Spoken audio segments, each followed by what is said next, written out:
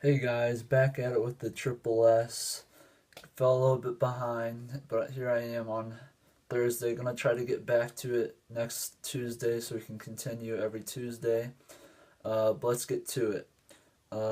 First off, reflecting back on my last uh, episode, got Colin Kaepernick doing the kneel. That's what I was talking about in my last episode.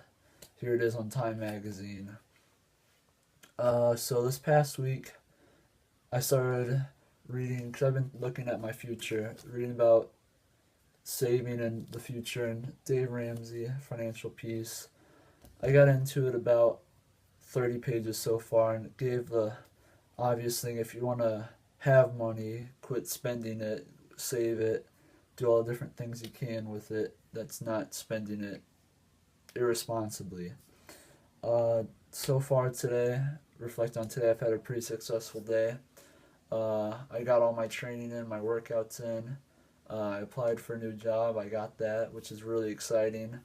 And I'm finally getting around to making the video that I haven't got to in a while.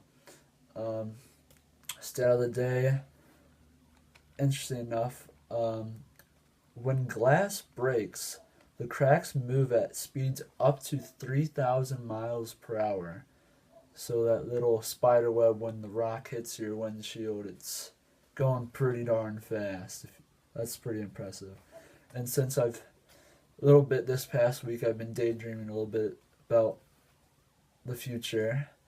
Uh, it takes 6 months to complete a Rolls Royce vehicle, but only 13 hours to complete the average Toyota. So treasure those Rolls Royce if you get around to them. That'd be awesome. But uh, national event this week. Obviously, it's got to start with the debate. Donald Trump, Hillary Clinton, big debate. I'm going to leave it at three things I want to say about it. Um, Donald Trump's locker room talk. It's not acceptable in any regards. It doesn't matter who you're talking to, what time, what situation, what place. There's no place for it. It's this 2016. There's no more room for it, and I'm not quite sure. I don't understand how women are standing behind him still. How even men that have stood behind him since day one are still standing behind him. I don't understand it. Um,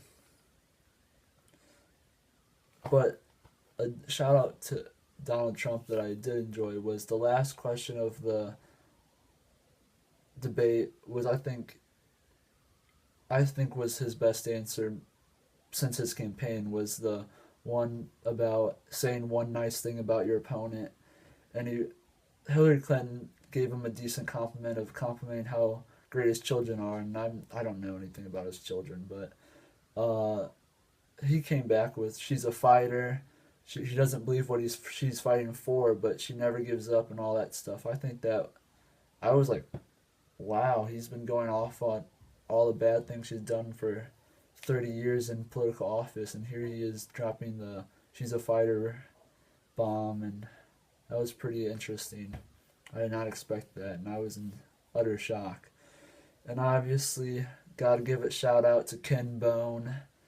I think this further proves how powerful the internet is as a tool and as a just an everyday utensil to use in life, which is the same word as tool. But here's a guy that I don't, from what I've looked into him, doesn't have anything more than a high school degree, and here he is working in a coal factory, and he asks us a question about the future of uh, energy, and now everyone's posting about him. He's got hundreds or dozens of national interviews on television, radio, and he's getting asked all over the place. And now he went from like I read that he went from like 7 Twitter followers to like 150,000 or something like that, which is really crazy. And that's just shows how fast and powerful our internet and media is today.